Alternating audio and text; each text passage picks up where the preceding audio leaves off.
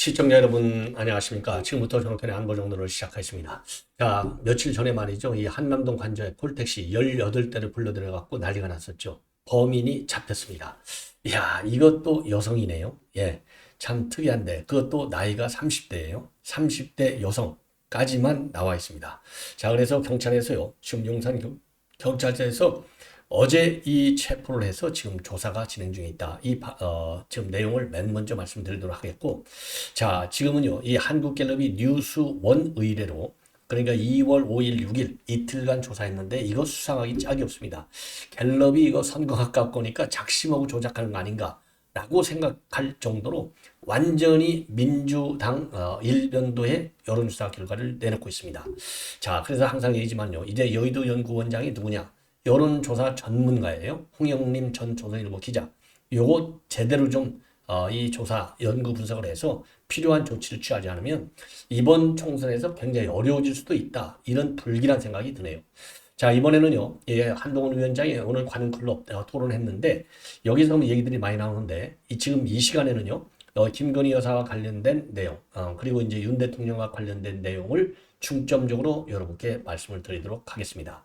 그리고 마지막으로요, 이제 비례의정 정당, 이거 뭐 민주당 국민의힘 할 것이 다 만드는 거 아니겠습니까? 그러다 보니까 조국하고도 당연히 만드는 걸로 지금 작업을 진행 중에 있는데 조국 재판이 내일이에요. 그래서 조국 재판에서 내일 만약에 법정 구속이 된다? 그러면 물 건너간다. 이렇게 볼 수 있는데 법정 구속이 된다 하더라도 대법원 가야만 최종적으로 이제 유죄 판결 여부가 날 거 아니겠어요? 자, 그래서 대법원은 이제 법리 판결만 되긴 되지만 지금 총선 전까지 대법원에서 상고심이 끝나겠는데 안 끝날 가능성도 있어요. 자, 그런 걸 보면은 내일 법정 구속이 안 될 수도 있다. 예, 될 수도 있고 안 될 수도 있는데 이게 바로 비례정당으로 들어와서 배지를 달고 방탄벽을 칠 수 있는 기회를 주느냐 안 주냐 요거하고도 직결되는 것 같아요. 그래서 요 관련 내용도 여러분께 하나씩 전해드리도록 하겠습니다. 그러면 맨 먼저 말이죠. 이 이제 한남동 관저 이 콜택시 이게 이제 지난 5일 날 새벽에 있었던 일이 되겠죠. 그래서 먼저 여러분께 뭐 여러분들도 이제 다 머릿속에 이제 내용이 들어있겠지만은 그 당시 상황과 관련해서 요거를 보시면 제일 이해하기가 쉬워요. 그래서 자료 화면을 준비했는데 자, 뭐 서울에 계신 분들은 뭐 당연히 이 관련 이 상황을 잘 아시겠죠. 남산 1호 터널 올라가기 전에 그러니까 옛날 이 단국대학인가요? 바로 그 옆에 거기가 이제 외교부 장관 관저였고 그거를 윤 대통령 관저로 이제 만들었지 않습니까? 그런데요, 그 22년 전에 건물 여기를 갖다가 거기로 차가 오라 이렇게 불러놨어요. 근데 이게 특수 앱을 사용했어요. 그 특수 앱을 사용해갖고 요거를 넣으면은 요 앱에서 알려주는 대로 이제 택시가 오도록 돼 있어요. 이 경로까지 딱 그 앱에 찍어놔요. 찍어놓는데 어떤 오류가 나오느냐 반드시 말이죠. 한남동 관저에 검문소를 지나도록 이 앱이 설정돼 있어요. 그러니까 오류가 나오는데 오류를 내놔가지고 검문소를 반드시 거치도록 해놓은 거예요. 그래서 무려 18대가 그날 아침에 새벽 2시 반에서부터 2시 30분 그렇죠? 4시 20분까지 5분에서 10분 간격으로 18대를 예, 한남동 관저 쪽으로 택시가 들어오도록 그렇게 한 거예요.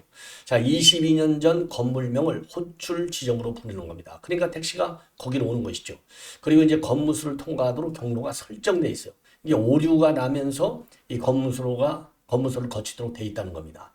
정상 호출시 택시 도착 위치는요. 여기서부터 여기까지 이렇게 떨어져 있는 그러니까 이 1호 터널 올라가기 전에 우측으로 이게 정상 호출시 택시 도착 위치가 여기로 돼 있는데 여기 검문소로 가도록 돼 있단 말이에요. 검문소로 가가지고 관저에 침입하도록 시킨 거나 마찬가지예요. 그래서 이게 이제 테러 위협이 되는 것이고 자, 그래서 제가 이것도 이제 자료 화면을 보여드리면요. 2시 반경서부터 제1 먼저 부른 택시가 왔어요. 1정문 검문소 쪽으로 오다가 이제 그 경비한테 걸린 것이죠. 16대, 총 17대. 그리고 마지막 차가 4시 18분에. 그러니까 2시간 정도의 테러 우욕을 18대를 통해서 한 것이다. 이렇게 이제 판단이 되는 대목이 되는데요.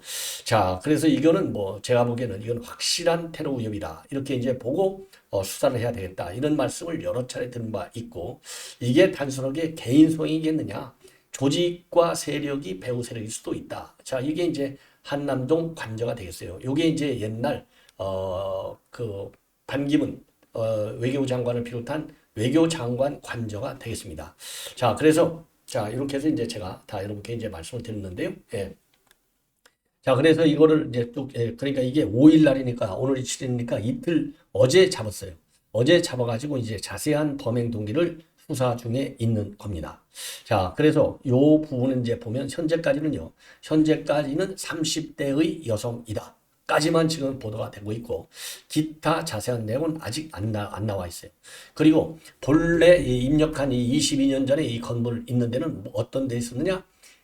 무슨 전문학교였다고 합니다. 이게 이제 2002년까지 사용하던 옛날 이름은 약 전문학교였대요. 그러니까 아까 얘기한 대로 본래 택시가 올 수 있는 데하고 건물사하고 한 20m 정도 떨어진 거예요.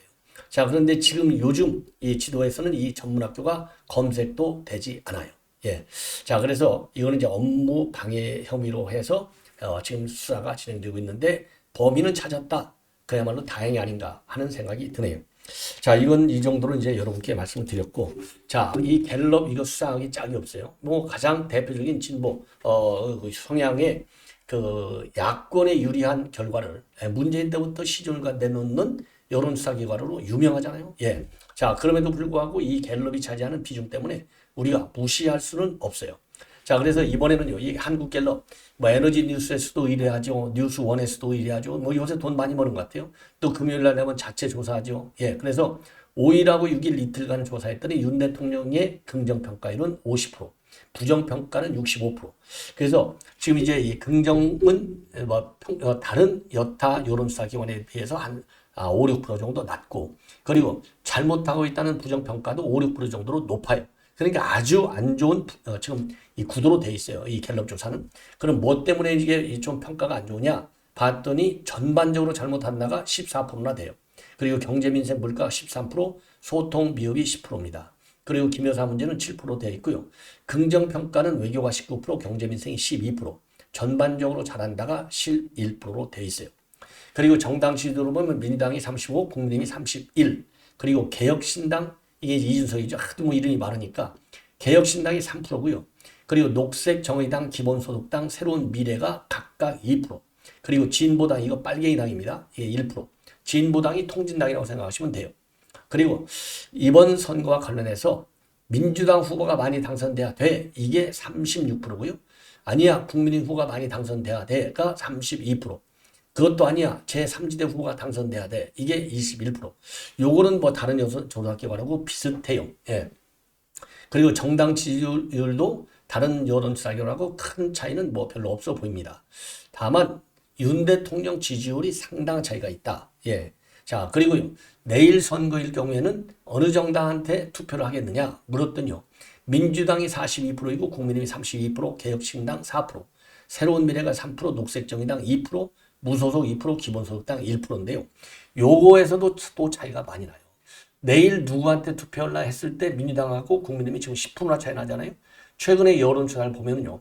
초박빙 상태로 나오는 여론조사가 많아요. 이렇게 10%씩이나 많이 민주당 쪽으로 기울어져 있는 여론조사는 제 기억에 이 갤럽이 최근 들어서는 처음이지 않나. 예, 이런 생각이 들어요. 이것도 상당히 의혹이 가는 대목 중에 하나다. 어떻게 이렇게 대통령 부정평가하고 그 다음에는 내일 투표한다면 누구한테 투표할래? 했더니 민주당 선호도가 국민의힘 선호도보다 10%나 높아? 이거 수상하다 이겁니다. 그 다음에 이제 비례대표와 관련해서 어느 정당의 비례대표 투표를 할래? 물었더니 이거는 또 비슷하게 나와요. 민주당이 35%, 국민의힘이 34%, 개혁신당 6%, 기본소득당 5%, 녹색정의당 4% 순으로 나와요. 야, 그래서 이 큰 틀에서 본다면, 큰 틀에서 본다면은 그 대통령의 긍부정 평가율 그리고 이제 어느 당한테 어느 당에 이제 투표할래, 어느 당에 투표할래 했을 때 10% 차이가 나는 거. 자, 왜 그러냐면요. 자, 어느 당 후보가 많이 당선돼야 하느냐? 내 의사와 관계. 어디 당이 많이 당선돼야 돼? 이거에 대해서는 민주당하고 국민의힘하고 3% 정도밖에 차이 안 나는데 너 누구한테 투표할래? 어느 당? 여기에서는 10%나 차이가 난다. 이거 수상하지 않습니까? 예. 그래서 이 갤럽 여론조사에 대해서는 저도 또 아주 심각한 문제 제기를 하지 않을 수 없다. 이렇게 생각이 듭니다. 예. 자, 이번에는요, 한동훈 위원장의 이 발언, 이거가 굉장히 저는 중요해 보여요. 그리고 윤 대통령과의 관계, 요거를 오늘 이 관훈 토론에서 이제 질문이 여기에 대해서 이제 집중이 많이 됐습니다. 자, 김 여사 이 디올백 수수 의혹과 관련해서는요, 이제 오늘 밤에 윤 대통령의 신년 대담이 나오잖아요. 우연히 오늘 방송이 되는데 대통령께서 적절하게 잘 말씀하실 거라고 생각한다. 기본적으로는 굉장히 저열한 몰카 공작이 맞다. 하지만 경호 문제라든가 여러 전후 과정에서 국민께서 걱정하실 만한 부분이 있다는 것은 분명하다고 생각한다. 이렇게 해서 기존 입장을 그대로 고수했습니다. 자, 그래서 이번 기본 입장의 핵심은요, 몰카 공작이다. 예, 몰카 공작. 다만 걱정할 부분이 있다. 여러 전후 과정에서.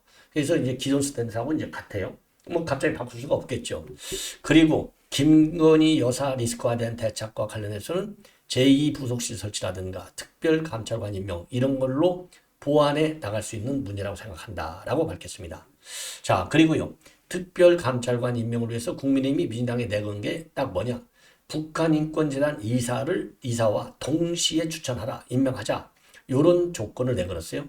요거 조건 처리할 수 있느냐? 이렇게 물었더니 그거는 검토 중이다. 하지만 특별감찰관을 5년 내내 임명하지 않은 것은 문재인 정권 아니냐? 오히려 민주당 정부 당시에 영부인 관련 여러 의혹이 훨씬 더 많았다.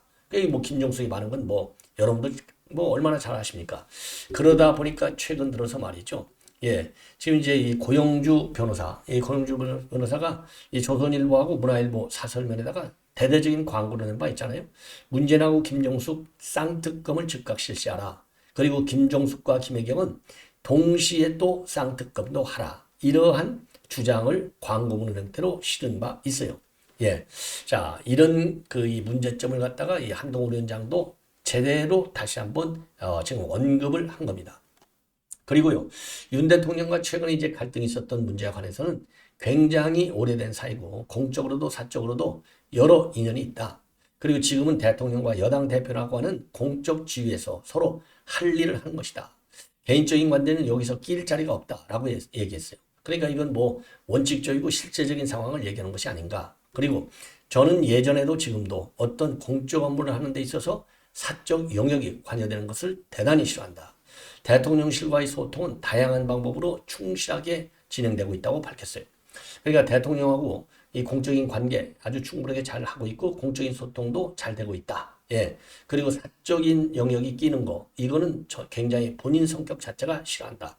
그러니까 뭐 아바타라든가 수직적 상관과 이 관계라든가 이런 틈이 개입될 여지가 없다는 것이죠. 이건 뭐 말을 잘한 것 같아요.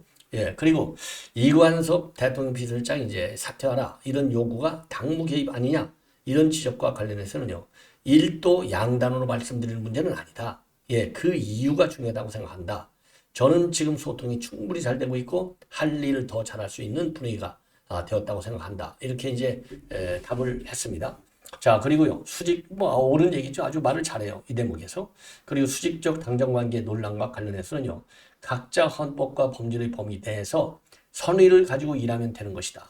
지금 대통령실과 국민의힘은 그런 시너지를 내기 위한 최상의 관계다. 그래서 그 야당에서 바라는 기대하는 이런 갈등의 소지는 전혀 없다고 하는 것을 상당히 강조하는 측면에서 의미가 있다. 이렇게 생각이 듭니다. 자, 그리고요. 네, 지금 이제 요 정도 그러니까 이제 디올법 문제라든가 이런 거에 대해서도 이 정도면 뭐 충분하게 지금 이제 국민한테 밝힌 것이 아닌가 이런 생각이 드네요. 그리고 이제 당정 관계에 관해서는요. 한쪽 생각이 무조건 지배하는 관계가 안 좋은 관계다. 갈등선을 통해서 오히려 그렇지 않을 수 있다는 것을 국민들께서 본 것 아니냐. 그런 면에서 저는 당정이 더 건강한 관계로 발전할 거라 이렇게 말씀드리고 싶고 대통령과 정부 여당은 국민의 민생 그리고 나라의 안전, 우리 임무를 수행하는 데 있어서 굉장한 시너지를 내면서 상호 협력해야 하는 것이다. 대통령실과 국민은 그런 시너지를 내기 위해서 최상의 관계에 있다. 이렇게 입장을 밝혔습니다. 자, 그래서 지금 이제 김건희 여사, 그 다음에 이제 윤 대통령과의 관계, 이런 부분에 대해서 지금 한동훈 위원장의 입장 분명하게 밝혔습니다. 예. 자, 그래서 이 정도로 해서 이제 말씀을 드리고, 그래서 아까 말씀드린 대로 지금 이제 이 김종숙과 문재인, 그리고 이 김종숙과 김혜경 동시 쌍특검 여기에 대한 국민적 여론이 상당하다 이렇게 볼 수 있는 것이 아니겠습니까? 예. 자, 그 다음에는 말이죠. 지금 이제 조국과 관련해서 여러분께 말씀을 드렸는데 지금 이제 민주당 내에서 조국 수용론이 지금 급격히 뜨고 있다고 합니다. 조국 수용론. 조국을 이제 받아들여야 된다. 뭘로? 비례정당에서 이런 얘기가 되겠어요. 자, 그래서 정치권에서 그래서 이제 조국 신당하고 민주당의 비례정당하고 과연 어떤 관계가 있을 것이냐 이 이제 기대가 많아요. 그런데 오늘 민주당에서는요 이런 민주개혁진보 선거연합 여기 추진 단장의 박홍근 전 원내대표를 추인하고 인선을 지금 논의하고 있습니다. 자, 그래서요. 그래서 지금 이제 이 당안 밖에서 나오는 얘기들을 보면은 조국이 주도하고 있는 정책 싱크탱크인 리셋 코리아 행동 여기하고 민주당이 접촉 가능한 접촉을 이제 앞으로 할 것이 아니냐. 예. 그리고 이제 조국은 그동안 민주당하고 범야권 구수정당 그리고 이준석이가 이끄는 개혁신당까지 모아서 반운연제로 총선을 치러야 된다. 그러면은 200석까지 확보할 수 있다. 이런 주장을 많이 내놓고 있는 것 아니겠습니까? 예. 자, 그래서 말이죠. 더군다나, 지금 이제 좀 신당 지지율이 그래도 좀 받쳐주잖아요. 그러니까 더더욱이 지금 싹 모아서 빅 텐트를 만들자. 이렇게 얘기가 되는 겁니다. 자, 그리고 이와 관련해서 장경태도 말이죠. 어느 누구도 분리하거나 배제할 의사가 없다. 충분히 큰 텐트 안에 또 한 테이블 위에 한 테이블에 앉을 수 있다. 그래서 이제 조국 신당도 지금 민당의 신당에 딱 함께하는 거 이거에 반대하지 않아요. 그럼에도 불구하고 또 반대 의견도 만만치 않다. 비관도. 예, 그래서 왜냐 스윙 보이터인 중도 쪽 그리고 2030 세대 표심을 얻어야 되는데 조국이가 들어오면 이게 뭐 공정 그렇죠? 여기에 반하는 거 아니냐. 그래서 2030 표심에 어려움이 있을 수 있다. 이런 비판, 우려도 제기되고 있다고 합니다. 자, 왜냐하면 조국 사태 때 공정성이 완전히 사회적 화두로 떠들었는데 이 공정성을 깬 사람이 누구예요? 조국이잖아요. 내로남불. 그러다 보니까 이제 20 세대들이 멀리할 수 있다는 것이죠. 자, 그래서 민주당은 결국 이제 여론의 추이를 살필 것이다. 그래서 이제 내일 항소심송과 변수가 될 전망이라는 얘기가 지금 아주 많이 나오고 있네요. 자, 그래서 지난 1심에서요, 작년 1심에서 징역 2년에 추징금 600만 원을 선고받았는데 이 항소심에서 또 실형이 나올 경우에는 연대 자체가 어려울 가능성도 있다. 이런 지적이 나오고 있고요. 친명 좌장이 정성호는 뭐라고 얘기하고 있느냐? MBC에 나와서 물론 다 열려있다고 보겠지만 개인적으로는 어떻게 민주당과 범야권 승리에 이게 도움이 되는지 그분들이 잘 고민해 주기를 부탁한다. 이렇게 얘기 나왔어요. 그러니까 이 당 지지율 그리고 이제 총선의 승리 여부에 영향을 줄 것인지 안 줄 것인지. 자, 그래서 이 얘기는요. 그러면서 이 정성호는요. 조국의 경우에 항소심이 얼마 남지 않았는데 그런 문제를 여러 가지로 고민했으면 좋겠다. 당연히 고민하고 있겠죠. 예. 자, 그런데 그냥 이 고민을 하는 걸 보면은 이렇게 이제 고민을 보면 이 조국이가 일단 창당하는 데는 그대로 고하고 갈 가능성이 상당히 크지 않냐. 이렇게 판단이 됩니다. 자, 그래서 이 정성호가 말이죠. 약간의 좀 유보적, 그렇죠? 입장을 내놓고 있는 겁니다. 예, 그래서 정성호 의원은 이제 어느 누구보다도 뭐 이 강한 이재명의 측근이 아니겠습니까? 자, 그래서 이게 이재명의 입장을 대신해 줄 가능성도 배제할 수 없는 것 아니냐. 이렇게 생각을 합니다. 예. 자, 그리고요,